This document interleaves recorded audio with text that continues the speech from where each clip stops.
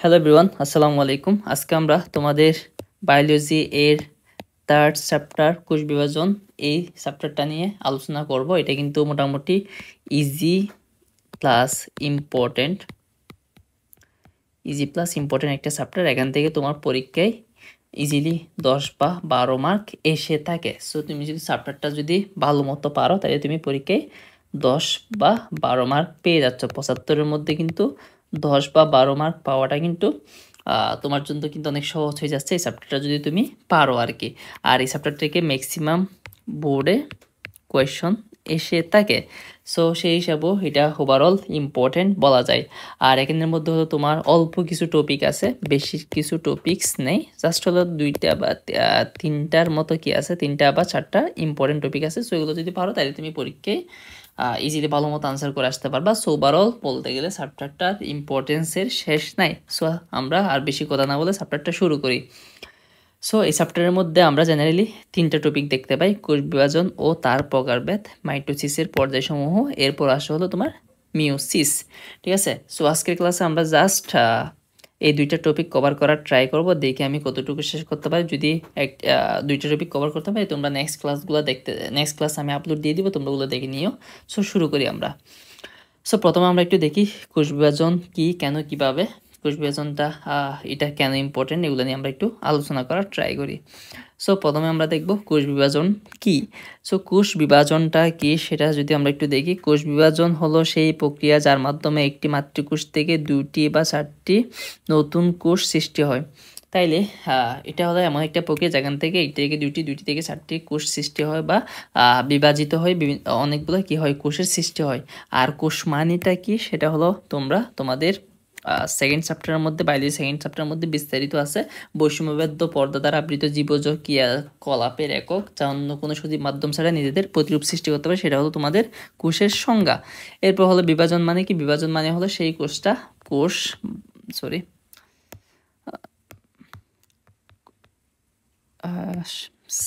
Sell বা কোষ, এটা যে বিভাজন হয় সেটাকে কোষ বিভাজন বলে। ঠিক আছে। সো আশা করি কোষ বিভাজনটা কি মোটামুটি তুমি বুঝতে পারছো, কোষ কি আর বিভাজনটা কি। সো আর হলো এখানে জীবের বৃদ্ধি, ক্ষয়পূরণ এবং আচ্ছা এই লাইনটা একটু দেখিও তোমরা, জীবের বৃদ্ধি, ক্ষয়পূরণ এবং পূর্ণবীকরণের জন্য, প্রজননের জন্য অত্যন্ত গুরুত্বপূর্ণ কোষ বিভাজন।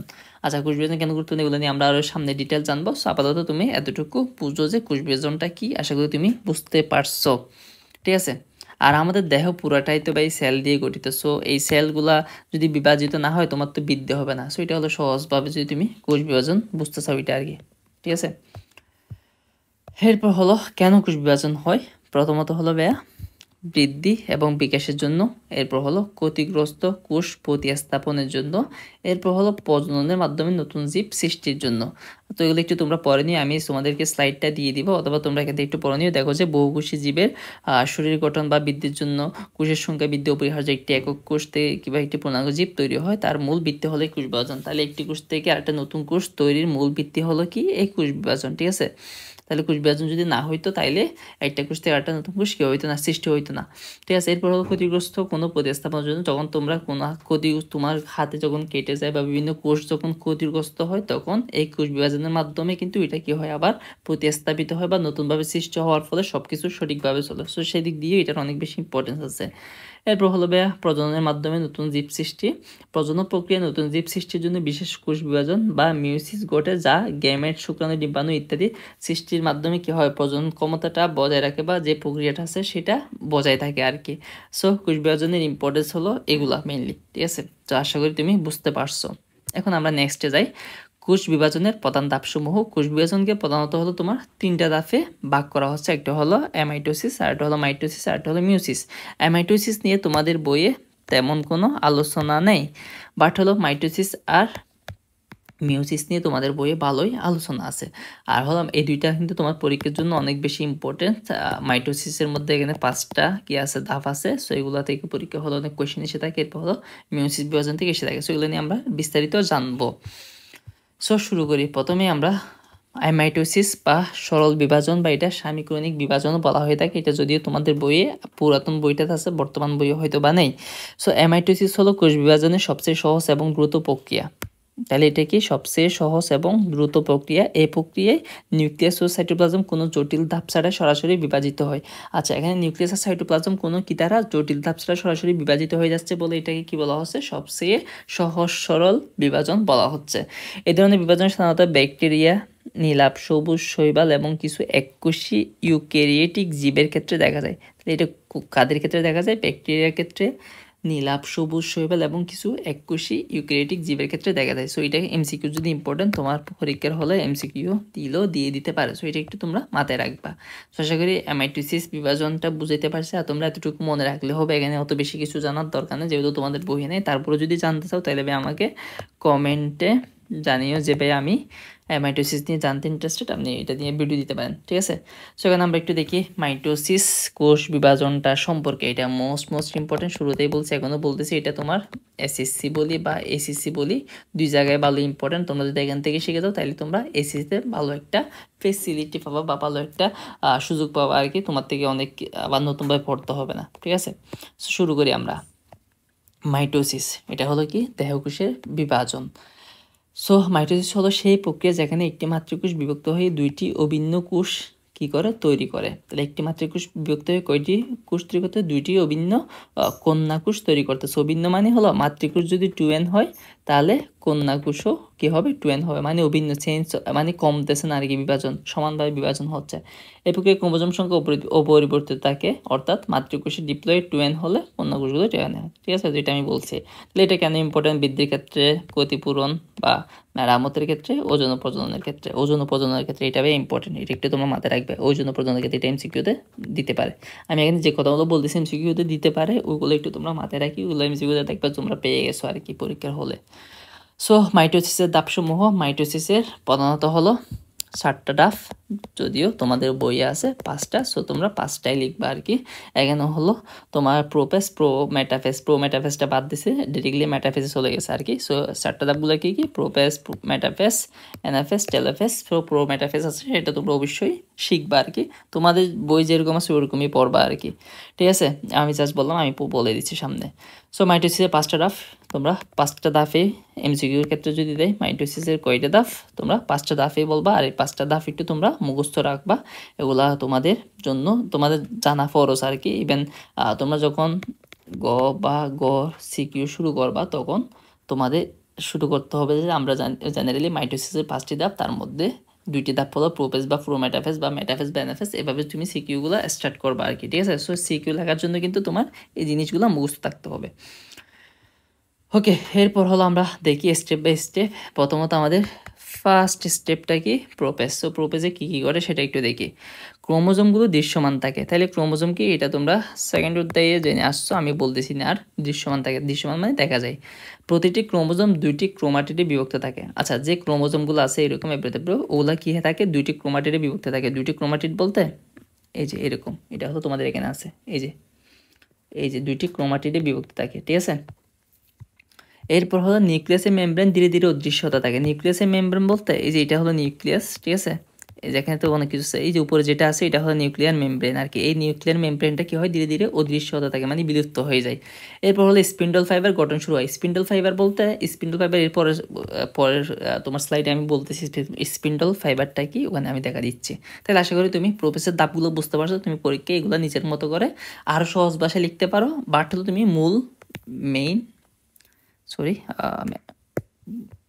বাট তুমি যেই করো না কেন মেইন টপিকটা ঠিক রেখে তুমি কি করবা? পরীক্ষার হলে লিখবা আর কি, বা মূল থিমটা, মূল কথাটা লিখলেই হয়ে গেল। তোমার থেকে আরগুলো নিজের ভাষায় তুমি লিখলে বায়োলজিতে মার্ক পাবা। আর সাথে তোমার এই চিত্রগুলো একটু তোমার কি করতে হবে?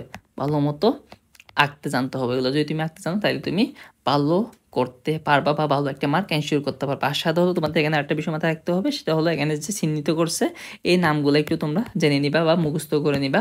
এগুলো যদি না জানো তাহলে তুমি চিত্রতে যদি এগুলো চিহ্নিত করতে না পারো ভালো মতো, তাহলে তোমার মার্কটা কমে যাবে।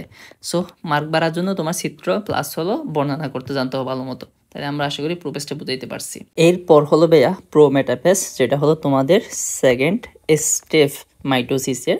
সো এখানে আমরা কী কী দেখতে পাই? এখানে দেখতে পাই হলো আমরা নিউক্লিয়ার এনভেলপ সম্পূর্ণভাবে ভেঙে যায়। এই যে যেটা নিউক্লিয়ার এনভেলপ বা আস্তরণ আছে এটা কি হয়ে যায়, সম্পূর্ণভাবে ধ্বংস হয়ে যায়। তাহলে আমরা প্রথম পয়েন্টটা বুঝতে পারছি। এরপর হলো স্পিন্ডল ফাইবার ক্রোমোজোমের কাইনেটোকোরে যুক্ত হয়। তাহলে স্পিন্ডল ফাইবার ক্রোমোজোমের কাইনেটোকোরে যুক্ত হয়, এটাও এই ওয়ার্ডটা তোমাদের বইয়ের মধ্যে নেই, কিন্তু এটা যদি তোমরা পরীক্ষা হলে লিখতে পারো তাইলে দেখবা যে তোমাদের স্যাররা তোমাকে একটু মার্ক বাড়াইও দিতে পারে অনেক সময়। আর হলো কাইনেটোকোর মানে হলো সেন্ট্রোমিয়ারের উপর ছোট প্রোটিনের গঠন। আচ্ছা, আমরা ক্রোমাটিডগুলোকে এইভাবে দেখতে পাই না, তো এটা হলো সেন্ট্রোমিয়ার, ঠিক আছে। এই যে মাঝখানে এটা আমি বলতে, এটা হলো সেন্ট্রোমিয়ার। এই সেন্ট্রোমিয়ারের উপর ছোট প্রোটিনের গঠন, ছোট একটা প্রোটিনের, এখানে ছোট একটা কি প্রোটিনের গঠন, যেটা হলো তোমার এই যে স্পিন্ডল যন্ত্র যেগুলো আছে এখানের মধ্যে, স্পিন্ডল যন্ত্র যেগুলো আছে এগুলোর মধ্যে চলাচল করতে কি করে, সহায়তা করে। মানে এটা হলো তোমার হাতলের মতো আর কি, সরি হাতল। সো তোমরা এই ওয়ার্ডটা চাইলে তোমরা লিখতে পারো, যদি কঠিন লাগে তাহলে তুমি নিজের মতো করে সহজভাবে লিখতে পারো। সো আশা করি আমি বুঝাইতে পারছি কাইনেটোকোর কোনটা। এরপর হলো ক্রোমোজোমের কোষের মাঝামাঝি ইকুয়েটোরিয়াল প্ল্যানের দিকে কি থাকে, সরে আসতে শুরু করে।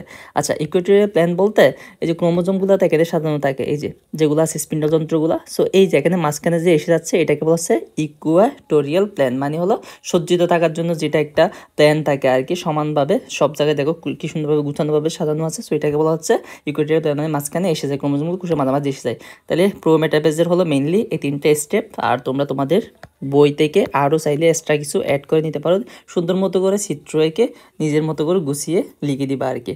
সো এভাবেই তোমরা প্রোমেটাফেজটা সম্পন্ন করতে পারো। আশা করি আমি বুঝাইতে পারছি তোমাদেরকে। এরপর আসে হলো তোমার মেটাফেজ। মেটাফেজের ক্ষেত্রে আমরা কি দেখি, মেটাফেজের ক্ষেত্রে ক্রোমোজোমের কোষগুলো ইকুয়েটর বা মধ্যরেখায় সারিবদ্ধ থাকে। এই যে এটা হলো মধ্যরেখা, ইকুয়েটর বা মধ্যরেখার মধ্যে সারিবদ্ধ থাকে। আচ্ছা আমি একটু জুম করি, হ্যাঁ এই যে ইকুয়েটর বা মধ্যরেখার মধ্যে কি থাকে, সারিবদ্ধ থাকে, এই যে এটা, ঠিক আছে। এরপর হলো প্রতিটি ক্রোমোজোম স্পিন্ডল ফাইবার দ্বারা ধরে রাখা হয়। স্পিন্ডল ফাইবার, এই যে যেগুলো বলছি স্পিন্ডল ফাইবার, এখানের মধ্যে কি থাকে, ক্রোমোজোমগুলো ধরে থাকে। এই যে দেখো ক্রোমোজোমগুলো ধরে আছে, ঠিক আছে। এই যে স্পিন্ডল ফাইবারগুলোর মধ্যে ক্রোমোজোমগুলো আটকে আছে।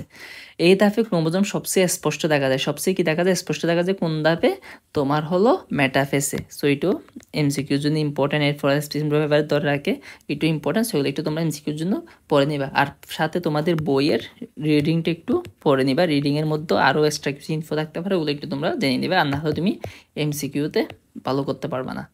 সো আশা করি ম্যাটাফেসটা তোমাদেরকে বুঝাইতে পারছি। আর এখানে আমি যে কথাগুলো লিখছি বাংলা, তোমরা এগুলো একটু নিজের মতো করে লিখে দিলে হয়ে যাবে ভাই, এগুলো নিয়ে এত বেশি প্যারা খেতে হবে না, হুবহু লিখতে হবে ওইরকম কোনো ম্যান্ডেটরি না, ঠিক আছে। তুমি নিজের মতো করে লিখে দিলে হয়ে গেল। বাট হলো মূল বিষয়টা ঠিক রাখবে আর কি, এটা বারবার বলতেছি আমি। এরপর হলো ভাইয়া অ্যানাফেস। অ্যানাফেসের ক্ষেত্রে কী হয়, সেন্ট্রোমিয়ারগুলো বিভক্ত হয়।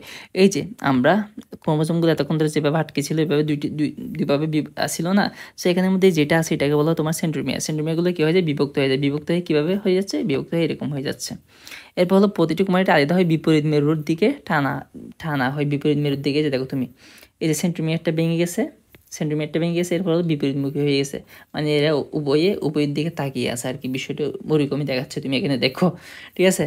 এরপর হলো তোমার এভাবে দুইটি সমান সেট ক্রোমোজোম তৈরি হয়, এভাবে দুইটি সমান সেট ক্রোমোজোম তৈরি হয়, যে দুইটি সমান সেট ক্রোমোজোম তৈরি হয়। এই যে তোমরা এখানে চিত্রটা একটু দেখলে বুঝতে পারবা।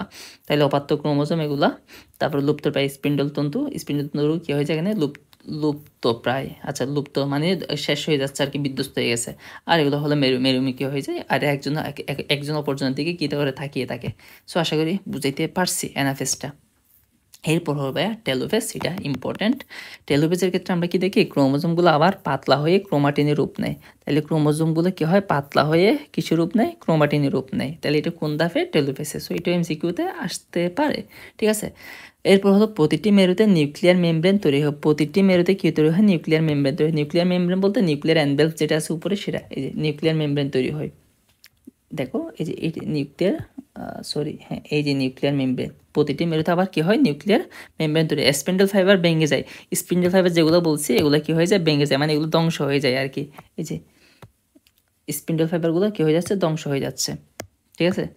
সো স্পিন্ডল ফাইবারগুলো ধ্বংস হয়ে মানে দুইটা নিউক্লিয়াস রূপান্তর হয়ে যায় আর কি, কোষে দুইটা নিউক্লিয়াস দেখা যায়, মানে আলটিমেটলি হলো কোষে এই যে দুইটা নিউক্লিয়াস দেখা যাচ্ছে, ঠিক আছে। মানে সব কিছু এতক্ষণ ধরে যেগুলো তৈরি হয়েছে ওগুলো সব ধ্বংস হয়ে গেছে, আলটিমেটলি দুইটা নিউক্লিয়াসে পরিণত হয়েছে। মানে এটা হলো একটা প্রক্রিয়া আর কি, প্রক্রিয়াগুলো শেষ পর্যায়ে গিয়ে দেখা যায় আলটিমেটলি কী হয়ে যাচ্ছে, দুইটা নিউক্লিয়াস তৈরি হয়ে যাচ্ছে। সেটা হলো আমরা দেখতে পাই হলো সাইটোকাইনেসিস, যেটা নিয়ে তোমাদের বই অত বেশি আলোচনা নেই, তোমরা জাস্ট এটা মনে রাখো। তাহলে আমরা টেলোফেজে দেখছি দুইটা নিউক্লিয়াসে পরিণত হওয়ার পর্যায়ে আছে, এবং সেটা সাইটোকাইনেসিসে গিয়ে গিয়ে আলাদাভাবে ডাইরেক্টলি কি হয়ে যায়, রূপান্তর হয়ে যায়। সেটা হলো তোমার মূলত সাইটোকাইনেসিস।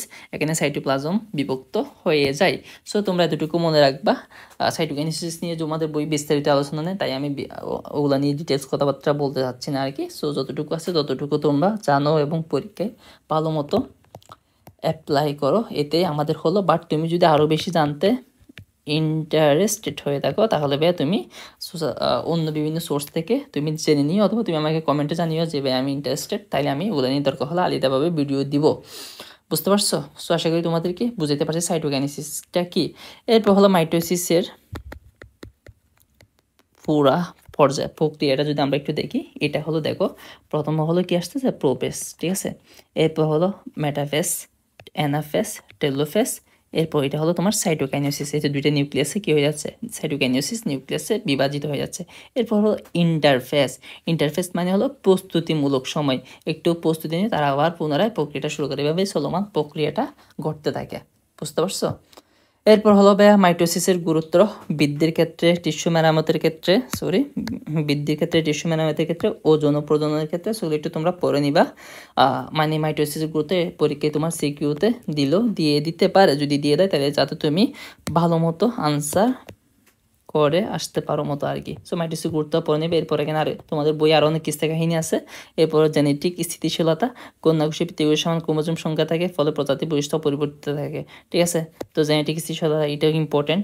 এরপর হলো রোগ প্রতিরোধ, শরীরের সাথে রক্তকণিকা WBC উৎপাদন, মাইটোসিস ও বা এটা অনেক ইম্পর্টেন্ট এমসিকিউটা, ঠিক আছে। এটা একটু তোমরা মাথায় রাখবা, সংক্রমণ রোগের বিরুদ্ধে প্রতিরোধ গড়ে তোলে। সো মাইটোসিসের গুরুত্বটাও তোমরা একটু মুখস্থ করে নিবা, বা আশা করি তুমি ওই যে কোষ বিভাজনটা বুঝলে মাইটোসিসের গুরুত্ব লিখে দিতে পারবা। বৃদ্ধির ক্ষেত্রে টিস্যু মূল পয়েন্টগুলো হলো এগুলা, টিস্যু মেরামত, ওই জন্য এরপর নিজের মতো করে ব্যাখ্যা দিয়ে দিবা আর কি। এরপর হলো মাইটোসিস নিয়ে তোমাদের বই এখানে অনেক কিস্তা কাহিনী লিখছে এগুলা। আর এই যে এখানে টিউমার, ক্যান্সার শব্দগুলোর সাথে আমরা সবাই পড়ছি, এগুলো পরিবর্তনে মাইটোসিস বিভাজন প্রক্রিয়া এখানে 2 থেকে 4টি। এই যে তোমরা এগুলো একটু পড়ে নিও ভাইয়া।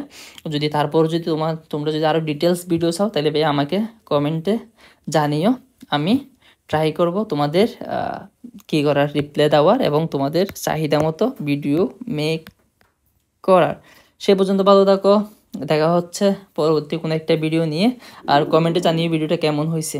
আল্লাহ হাফেজ, আসসালামু আলাইকুম।